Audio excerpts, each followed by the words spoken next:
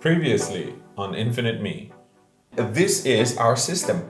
And in order to be able to manage our luck, in order to be able to manage our magnet, we need to be aware of this system. How do I manage my beliefs, my thoughts, my emotions, my vibrations, my senses, my chemistry, my biology? And then there are more layers. How do I manage all this? There's actually a simple hack for you to get started. And then as you manage one layer, you'll be able to manage the other layers step by step by step. Before you know it, you will be in full control over all your layers. Most of the time, if not all the time. And when you lose control, all you gotta do is jump back in and you're back. Boom.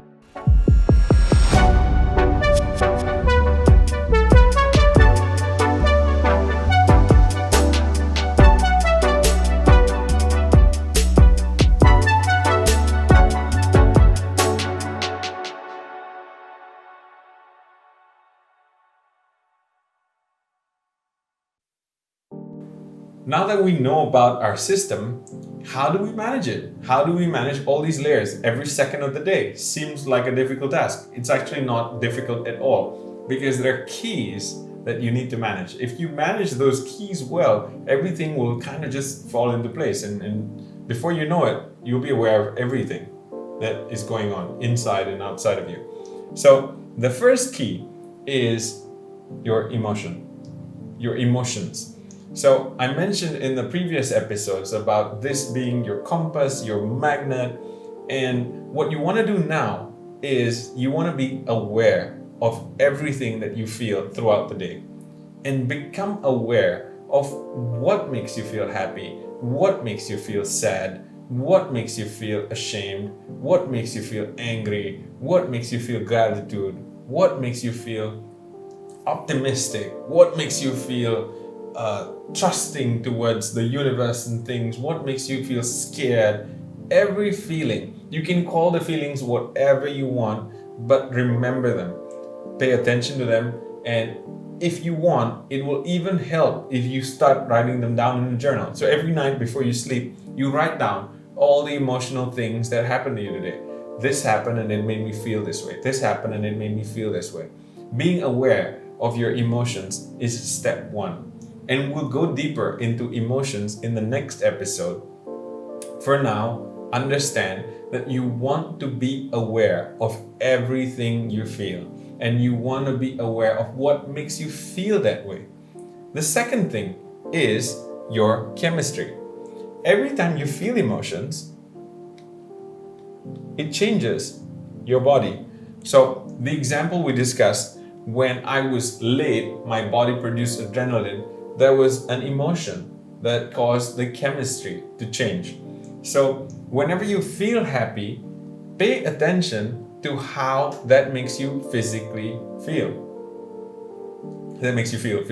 Whatever. So pay attention to what your body is feeling. For example, I felt so happy, I wanted to hug and kiss everyone. Or I felt so sad, I couldn't even get up from my chair. Or I feel so sad right now, I just feel like going to sleep. I don't feel like waking up and living my life. Or I feel so excited that I can't sleep at night. So every emotion that you feel will probably affect your body in one way or another. Maybe some emotions will affect your body in more extreme ways. You want to pay attention to that. And if you want, write that down as well. Understand how your emotions affect your body and how your emotions affect you overall. And if you just pay attention to those things, automatically you will learn to pick happy emotions over sad emotions. Assuming you want to be happy, not sad, automatically you would start filtering things in your life. Just by focusing on your emotions, you would make better choices because you will understand that if I do this, it makes me angry. If I do this, it makes me sad. If I do this, I end up feeling guilty. But if I do this, it makes me happy. If I do this, I'm satisfied with myself. And automatically, you will start choosing happiness over everything else. Automatically, you will be choosing harmony and peace over everything else. So practice these two things. Being aware of your emotions, being aware of how it makes you feel physically. Now the third thing, the last thing, which is probably the most important thing, is understanding this fourth component called the breath. Why the breath? So the breath is actually the harmonizer, the rebalancer between the mind, the body, and the soul. It regulates this trifecta. So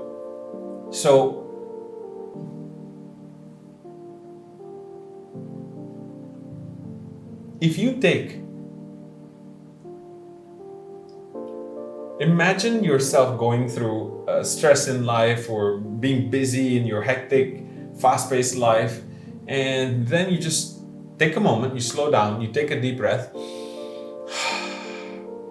How would that make you feel?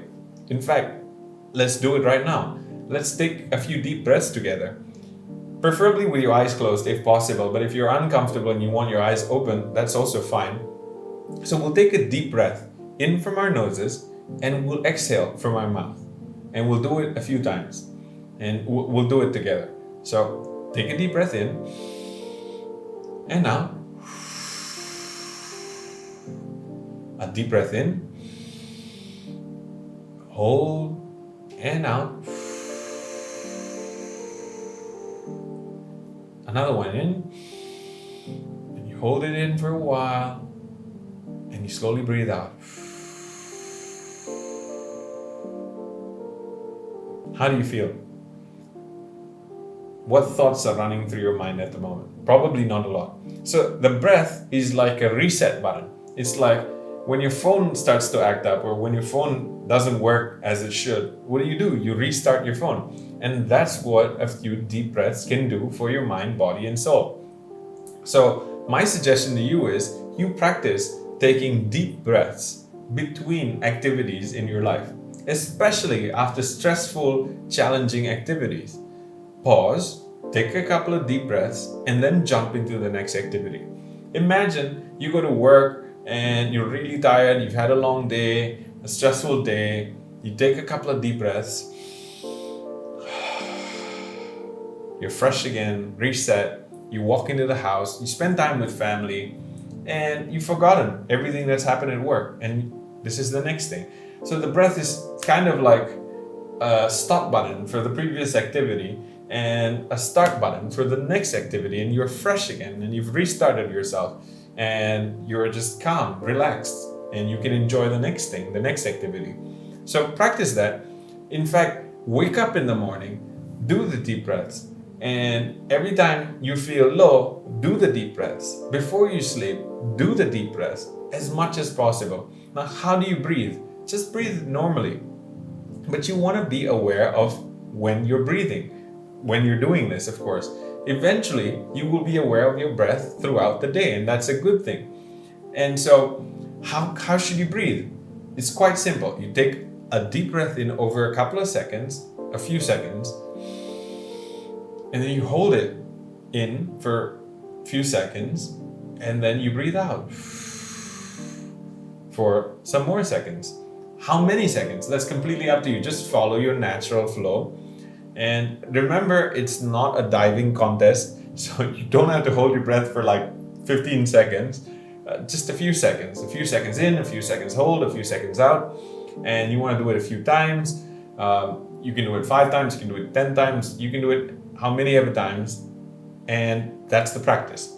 And as you practice, what you will realize is that one, you will start becoming aware of your breath when you're breathing throughout the day. And it's a beautiful feeling because it brings you to this state of just complete peace for that moment. And it's a very, very blissful experience. And it helps you, it energizes you for whatever it is that you want to do next. Trust me. The next thing is that because you practice taking deep breaths, your breath throughout the day will become longer and deeper. And what is the impact of having longer, deeper breaths?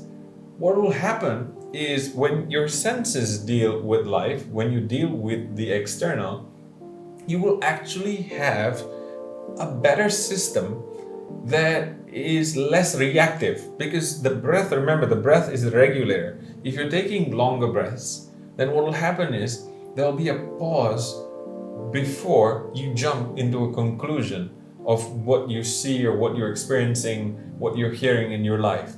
And then there'll be a pause before you choose how you want to feel about it.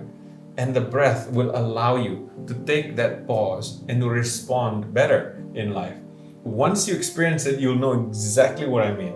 So just practice the breathing and you'll be good, I promise. So step 1, be aware of your emotions. Step 2, be aware of what it makes you feel. Write it down if possible. If this is important to you, then you'll do whatever it takes, right? So write it down, have a book. And don't be worried about who's going to read the book. You can write in secret language, just as long as you understand the emotion, you understand how it makes you feel physically, so that you understand how your system works, and practice the breathing, because this is going to help you enhance your life. And if you want to get into meditation, as I mentioned before, a lot of meditation is also a practice of breathing or becoming aware of the breath, and that is also good. That is also beneficial. If you're already practicing it, good. If you're looking to practice it, we'll do what we can to help you get started. We're going to end this episode with a quote, this time from Mahatma Gandhi.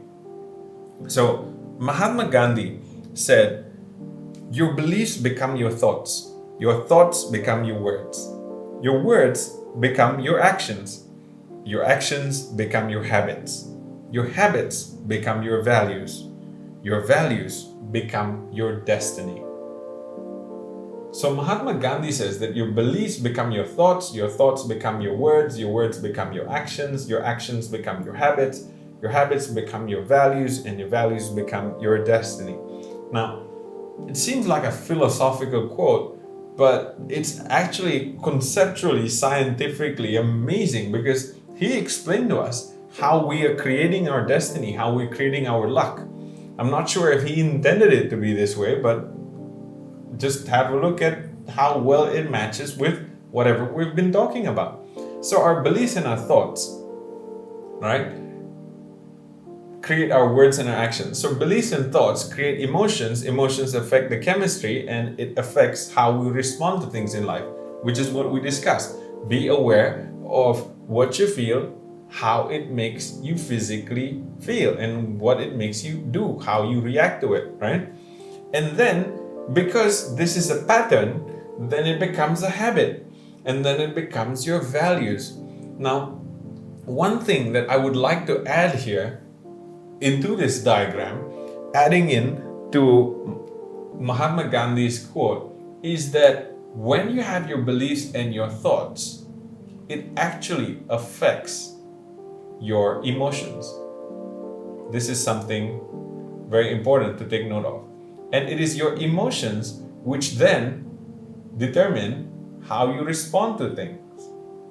So once you respond with words and actions, it becomes something that you remember, is stored in your mind, in your memory, right? And then the next thing something like that happens, you will respond the same way, probably, or a similar way. And that's why all your words and your actions will become habit. And once they become habit, they become your values or your character. And that's how people will know you. Another example to help you really understand this concept very clearly so that you are able to practice it in your daily life. So let's just say somebody attacked you, somebody was being aggressive and attacked you. And depending on your emotions, you would react in a certain way. So if you believe that you were being attacked, let's just say physically attacked, somebody tried to physically attack you, and your emotion was of fear and you were scared, you would probably run away, right? Try and save yourself. And if you were angry about it, then you would probably fight back. And so your action would be to fight back, because I'm being attacked. I believe I'm being attacked and I'm angry about it. I don't like this. Nobody does that to me. And so you're going to attack back. And if you were feeling compassion and wisdom, and that was your state of emotion, and somebody attacked you, you would probably respond with compassion, and your action would be, relax. Can I help you? I understand you're upset, but this is really not the way to behave? Can we sort? I'm sure we can work something out, find a solution, find a win-win. So depending on your emotions, you would respond to situations in life in a certain way. And once you respond in a certain way, remember that the mind is a historian. It's going to keep a record of what you did. So the next time something similar happens, you are going to respond similarly. Therefore, every action will become a habit. And this is very interesting. You do it over and over and over again, and it will become your values or your character. And this is what people will know you for. And this is where they will put you in a box and they will say, oh, this guy, he's a very kind guy. He's very helpful. If you need any help, he's really nice. You should talk to him. Good guy. Or if you're short-tempered, then they'll say, oh, this guy is very short-tempered. Be careful when you talk to him because, he gets angry really quickly. Regardless, however you act, people will judge you by your character, your habits, your values, whatever they see, right?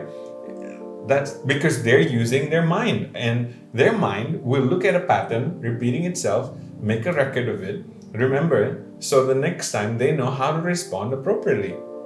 Because most people live from their minds. That's just the way it works. And when people put you in a box and people treat you a certain way, and you're living amongst people and you have goals that are interrelated, interconnected with their goals, then your destiny is kind of controlled by how they feel about you as well, right? So how do we fix this? How do we manage this? Or how do we optimize and make sure we get the best results?